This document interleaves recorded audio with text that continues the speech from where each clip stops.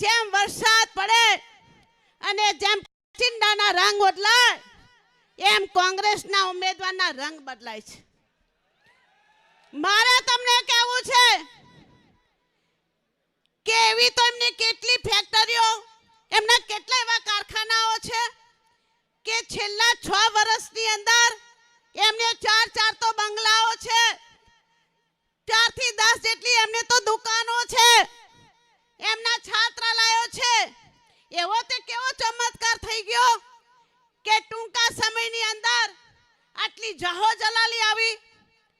મિત્રો, પોતે ગરીબ હોવાના ઢોંગ કરે છે અને હવે તો રડવાનું ચાલુ કર્યું છે.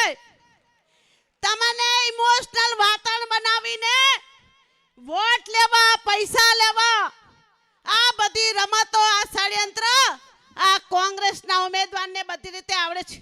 મારે એટલા માટે કહેવું પડે છે કે હું પોતે ભાબરની છું, હું એ વિસ્તારની છું, હું એ વોર્ડની છું, એટલે હું ઉમેદવારને સારી રીતે સમજુ છું.